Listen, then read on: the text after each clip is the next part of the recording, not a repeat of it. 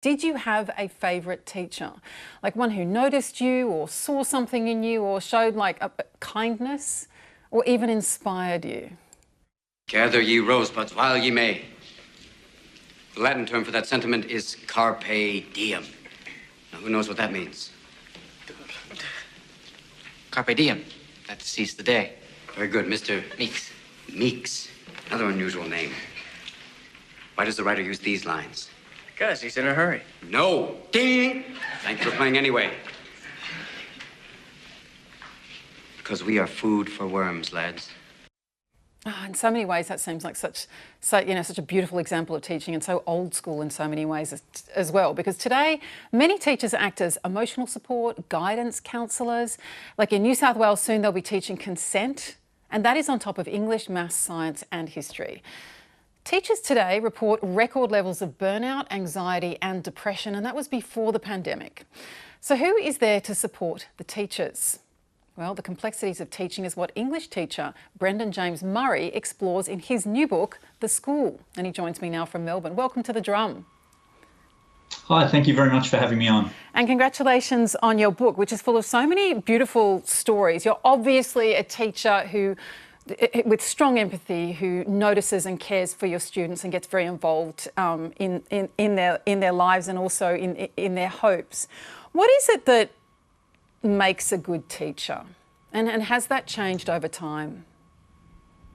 Well, I think one of the first things that makes a good teacher is somebody who likes kids and who wants to work with young people. But I think that empathy is absolutely vital and is a really big part of that. And I try to be as empathetic a teacher as I can be and as empathetic as a human being as I can be. And I think that's what, to me, makes a good teacher. And do you think with all these requirements now, like there's so many students now like dealing with mental health issues, with disadvantage, with rape and sexual assault, teachers now need to be talking about consent and monitoring kind of responses to that or attitudes and perceptions around that. Are we asking too much of teachers today? I'm not sure if we're asking too much. I mean, there's realistically only so much, I suppose, that a teacher can cover and a teacher can talk about. But I think, well, you talk, for instance, about consent. It's my feeling that teachers should absolutely be talking to young people about consent. And we talk in education about the curriculum, but also the hidden curriculum. So in other words, the things that students are learning that you won't actually find in the documented curriculum that occur as a result of incidental conversations when a kid says something or a conversation that might come out of something that happens in the yard. And I think there's a real power in that hidden curriculum and our potential to take advantage of that as role models. But you're right, it's certainly a really significant load. And one of the things that I wanted to show in the book was that very, very significant burden, emotional burden, if you like, that teachers carry when they care, and that I don't think we talk about enough in our discussions about teaching today. Do you think there's anything about the education system that can make the mental health of kids worse? Yeah, definitely. There's all sorts of things. For instance, and I talk about this a lot in the book, the ATAR score, the key letter in that, I think, being the R, which stands for rank.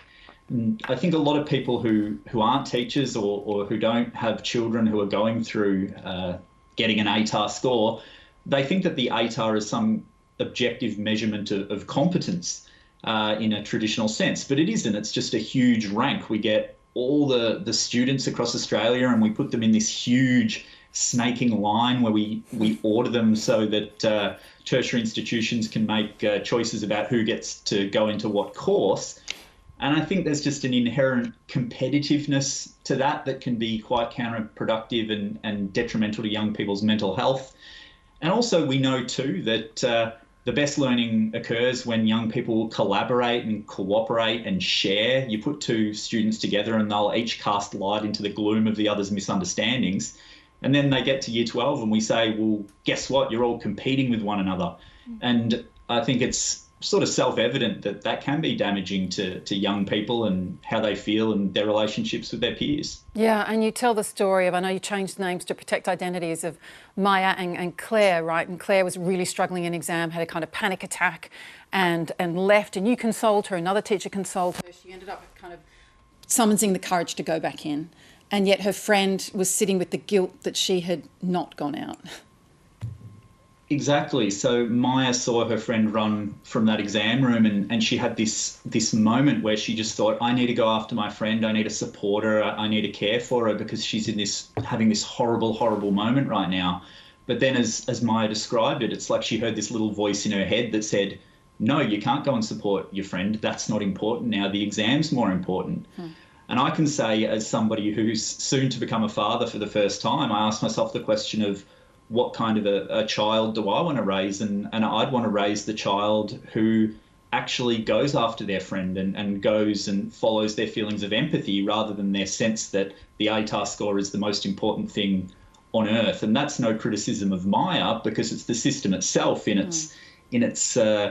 all its complexity and all its great weight and pressure that made Maya make that choice and feel very, very guilty about it, though, of course, Maya's actually a lovely, lovely young person. Right. It's like running a race and someone stumbles and stopping to help them up as well, isn't it? It's that kind of analogy. I just want to bring in Brendan, the rest of the panel here now, and especially Taylah. We're talking here about, Brendan brought up the whole thing of ATARs and the pressure of tests and ranks and exams. And your story is so stunning, because you say that you didn't pass a single assessment when you were at school and that you were put in a pathways program, right? Because school just didn't work for you. It was a difficult time. Tell us about how, I mean, now you're a lawyer. Tell us about how you moved forward from that pathway of school. Yeah, so I failed every year 11 and 12 legal studies assessment. And I'm talking every exam, every assessment, essay, you name it, all in legal studies. But I was still determined to go to uni. And Newcastle University ended up reaching out to me and asking, come try this pathways program called your PUG, which is an Awabika word for pathway. And so I did. And that whole pathways program was shaped around Black academics. And that was a pivotal moment for me. I remember my lecturer finished class early so we could go into town to stop the forced closures of Aboriginal communities, to protest. And I found myself at the front of the protest, and I thought, you know what, I am smart enough to do law. And then a year later, at my final year of law school, I ended up topping the class for advanced legal writing and research and going on to write a PhD. So it's been quite a ride. That's actually amazing. What was it about, like, taking you to the protest? Do you think this was the teacher recognising something in you, or like maybe stitching knowledge and saying, this isn't some abstract thing, this really matters in the world, this is important, this can be a weapon? Yeah, it was. It was. And there was one case, that same lecturer, Dr. Charlene Leroy Dyer, I remember submitting an assignment and she looked at it and she said, you know what, Taylah, you can do better than this. And I thought to myself, you know what, I can do better than this. And she let me resubmit, even though it was past the due date. And I went from a credit to a high distinction. And I thought, you know what, I backed myself because I had a teacher that believed in me. And I had the same laptop from year 11 when I was given, a scholarship, all the way to my final year of law school. Yeah, that laptop got you all the way through. Now, Brendan, you were nodding so vigorously when you hear that story. Tell us why. I just love that story because it highlights the fact that the school system and the way its assessment works isn't always a good indicator of success. And I think Taylah used the word smart when she's sort of thinking, I am smart enough to be a lawyer. And it breaks my heart to think that we have events occurring in schools, for example, maybe not doing well on an essay, that can be so damaging to young people's self-esteem and sense of self, where they think, well, I'm not smart. And I just think it's such a beautiful story for Taylah to have that moment later on with the right mentoring and with the right pathways, where she realised that she could be this version of herself that she aspired to, and that story I'll be telling to my students next week, definitely. There we go. And can I just add to that? I think the breaking point, like what really got me through was that Pathways program, which was a free Pathways program, which the Liberal government was going to cut once upon a time, or they were going to cap it for $5,000. And it's that we see a correlation between poverty and education, and if First Nations people and children who experience poverty don't have access to educational pathway programs like this, they will fall through the gaps. Paulina, you've done a lot of work as a teacher, as a principal, in trying to encourage kids like Taylah through into university, and also in managing teachers. What's your perspectives on the challenges that teachers are dealing with now? Oh, I think it's very complex. I think it's very demanding, and I think emotionally demanding for sure. And I do think we need in schools to have specialists that are there to support teachers. Yes. So you need the specialists in inclusive ed, you need the specialists around pastoral, you need the psychologists, you need that entire team to be there to actually be able to support teachers and children. So full-time you want someone who's responsible for inclusivity, someone who's a psychologist, someone who's a counsellor? And a lot of schools have them now, and I think we need them. We need to have the funding put into counselling, but I also think that there are so many more demands now that weren't there 15 years ago, and that's through technology. So while ATAR is one of the stresses that we can look at in Year 12, in fact we're seeing stress at a much younger age. So we're seeing young girls who are 10 worried about their body image because of the social media that they're engaged in. And we're seeing, bullying online where there's a whole other world, a whole other layer that teachers are now having to work with that weren't part of our lives. And for many years, I was very open about having mobile phones at school. Yep. And in the last 12 months, I've made a decision we don't have them. We actually don't access them. They're in their bags, they're in their lockers. They are such a distraction and they are such a pressure. Yep. And so I think teachers are, they are nurses, they are WH&S officers. If you see the risk assessment a teacher has to write before they take a child on an excursion, the level of compliance that's there now, the accountability, it's not for the faint-hearted, and you have to really, I loved your book, can I say? I really enjoyed it. It took me back to my early years. Thank you. And I reached out to some of my students who I'd taught as a young teacher, in fact, after I read it, the ghosts, to find out where they were and what they were doing. And, the ghosts, it's about, I think in the beginning, they do it for us, but then they do it for themselves. And I think once you believe in a child, if they've got that significant adult at school who believes in them, we see them transcend barriers that, otherwise they wouldn't be able to transcend. And so teachers need the time to be that inspiration, I think, for children. But when they're doing all those other things, it's very difficult. Do you think that when you talk about technology, the expectations of parents seems to be far beyond what they used to be as well? Oh, you've got... a child has been asked not to do something, or they've been reprimanded for something, and they go down to the bathroom, text mum, and before you know it, mum's up at school. That didn't happen when I went to school. You lived your day at school, you took responsibility for what you did wrong. So I think we also have a level of entitlement now, and we also have this email that parents can fire off and blast a teacher, and you might open that at 8 o'clock at night and you won't sleep all night, because as a teacher you're there for the children. Yes. And no teacher wants to do the wrong thing. And when that parent rips into you, it's very stressful. It's terrible. Yeah. And eating into your life outside school as well, which Adrian reminds me of. I think it was you that sent through the cartoon today, right? And it was like, can you describe the cartoon for us? So it was the 1960s, and a student had done poorly in a test. So the parents were saying to the student, why haven't you done a better job? And then it was the 2000s, and it was the student hadn't done well in the test, and it was the parents attacking the teacher saying, why haven't you done a better job? So the change of emphasis and responsibility has gone from the student, from the student and parents. It's gone now it's gone all to teachers. And this is where I think the rhetoric in Australia around education is quite harmful, where every social ill has got to be cured by education. Every time we see NAPLAN or PISA results come back, it's all about focus right on schools. Schools have got to do more. Teachers have got to do more.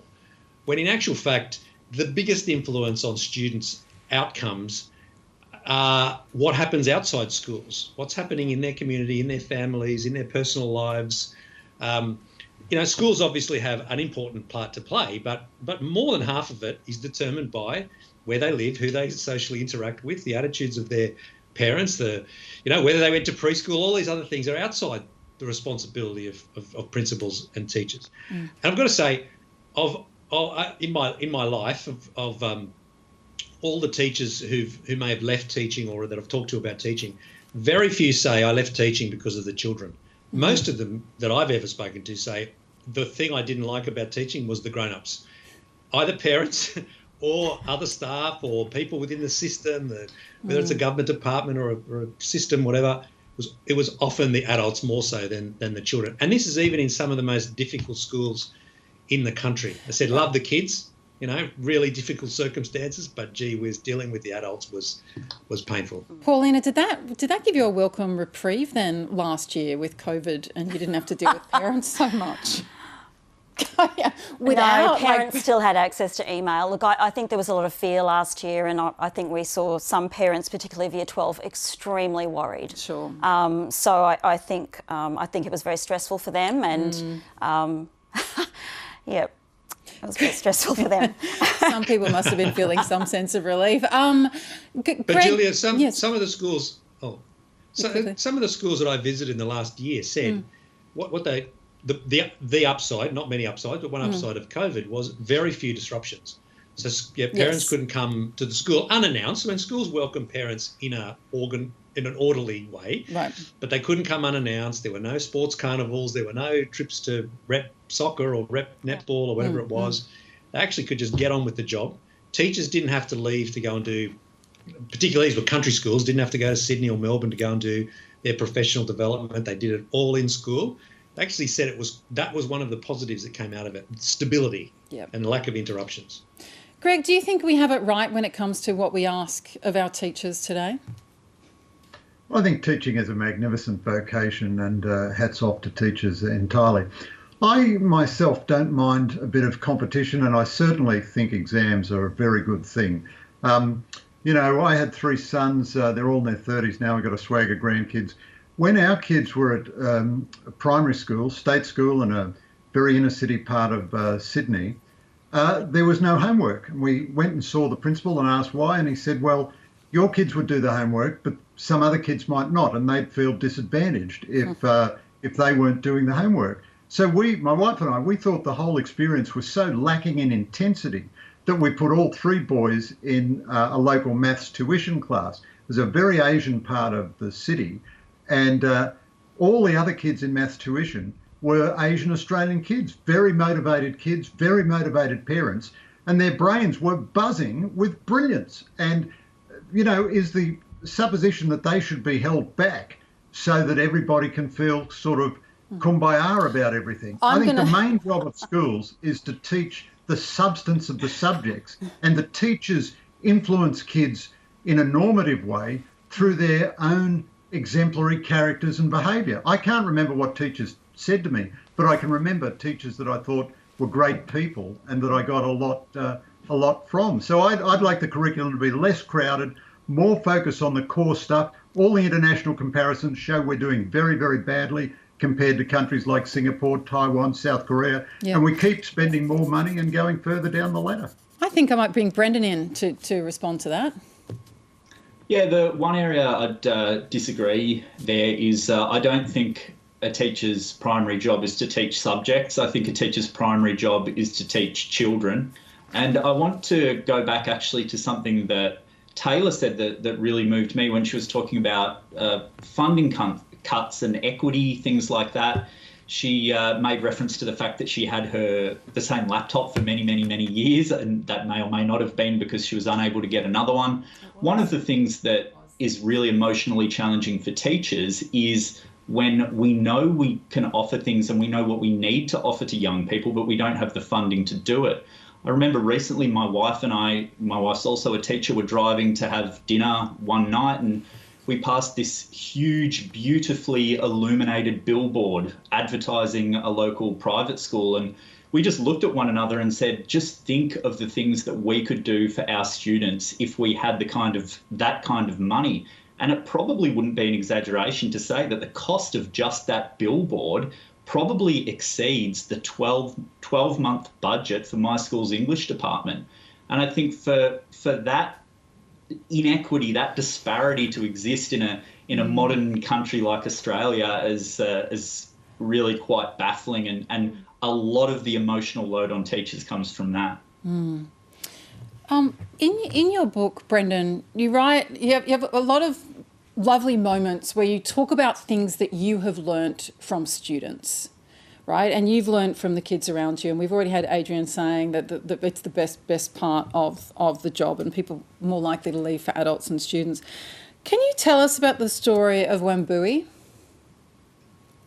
Yeah, so Wambui was a girl who ended up in one of my senior classes. She'd grown up in Kenya, came from Kenya to Australia in about year 9. And she produced this piece of writing one day when we were writing about values, and she talked about the village where she'd grown up, and there was a lot of violence there with essentially gangs breaking into houses and robbing people, and the police force wasn't very reliable, so the locals essentially had to have a kind of community watch, if you like, where they looked after themselves. Her father was very badly injured one night in a home invasion, and sometime after that, the village actually captured a man in the process of breaking into a house, and he was subjected to mob justice in the village. He was actually murdered, and Wambui witnessed this happen. But the thing that I found so extraordinarily moving was that Wambui was the one person in that crowd, and she was just a little girl at the time, about 12 years old. She was the one person in that crowd arguing for that man's life to be spared, for him to be actually looked after, and for him to be allowed to live. And that crowd ignored her. And not only is that an extraordinary testament, I think, to her empathy and her kindness as a human being, but it's a metaphor for me for the way that we, in our own society, often ignore the voices of children. And they've got really important things to say, really important things that they can teach us. And we just need to be smart enough and empathetic enough to listen to them. And that's one thing that Wambui taught me that I'll be forever grateful for. She's a wonderful, wonderful young person. Taylah, does that kind of ring true to you in terms of needing to listen to the voices of young people, but at the same time, the point that Brendan's making about you cannot divorce it from the question of equity. You cannot ask that of teachers and of students in kind of chronically underfunded and disadvantaged areas. I think so. And, coming back to Greg's point where he has 3 sons, can I respectfully say the whole system is shaped around Eurocentric males for you men to achieve. Taylah, and sorry, Greg. My sons are not Caucasian. They're not Caucasian. No. Well, are they black? So look, I don't. It's a bit improper to be interrogated this way, but my wife happens to be of Indian background. So I mean, I just don't think you should make assumptions about my identity, just as I wouldn't make assumptions about yours. Look, I think especially coming from a First Nations viewpoint, we are the most disadvantaged people in education. And when you stand up and you say things like, everybody around here is buzzing and there shouldn't be any test results or of the like, I think that is really insensitive, to the First Nation person's experience.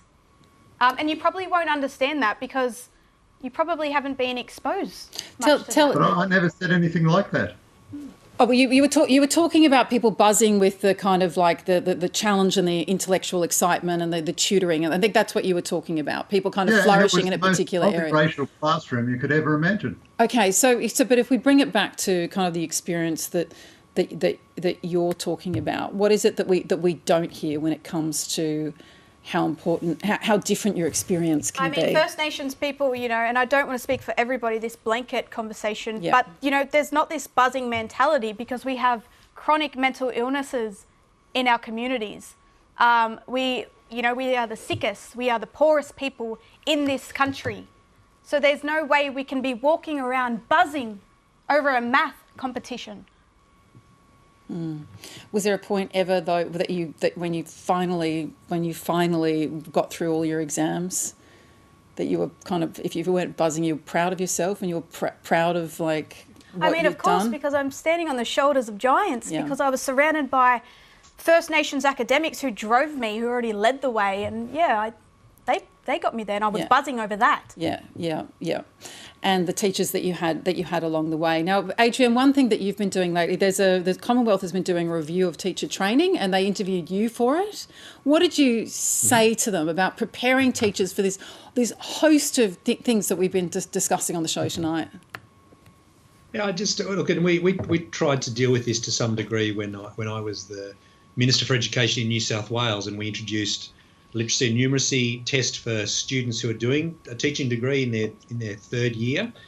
So it was about making sure literacy and numeracy standards were high enough, and there was a lot of pushback from universities. That's now a national program, but I think there could be more work done right at the beginning when people go into their teaching career, and many come in straight from school, but some come in as mature age students. But there should be a better assessment right at the beginning about whether they actually want to be teachers, and if they do, what parts of teaching actually suit them the best. Are they potential principals, potential leaders? Are they subject matter experts? Are they primary school? There should be just a better process right at the beginning before people spend all of this money on their degree and spend all of this time, because they need to even ask fundamental questions like, do you like children? Do you enjoy the company of children? Because this is what this career involves. Yeah. And that's not even a question that gets asked before somebody enrolls in teaching. And so, medicine does a lot of medical faculties do this. I know Newcastle does this, I understand, to a degree. They really do an assessment of people before they start their degree to make sure they understand what it's about, the profession is about, and actually test their capabilities or assess their capabilities, to make sure that they'll finish their degree, and that when they're actually in the profession, that they end up staying. Because we do have a lot of attrition out of education whilst they're still at university and in those first 5 years, because it's sort of not what they thought it would be, and then they end up leaving. Yeah, I'm seeing reports that actually the pandemic has kind of accelerated that trend as well. Brendan, do you want to comment on that? Like, how do we clone you? You seem like such a delightful teacher. Look, I should say I'm definitely not perfect. I don't want to present myself as super teacher, but no, you're not super teacher, but you're an empathetic teacher, and that matters. Well, I agree with what Adrian said. I think, nobody ever said to me during my degree, "Hey, Brendan, do you like kids?" Which seems like the most obvious question in the world that you should be asked at the very beginning. So that's really important. I think we need also to be teaching behaviour management strategies in a really practical way at universities. I felt I wasn't prepared for the behaviour management challenges of the classroom, and I know a lot of graduate teachers I interviewed for this book who echoed that back to me, and they'd studied at a range of institutions. So we do need to look at the way we're training our teachers and making sure that the right people are there and the right people are in classrooms with the right skills as well.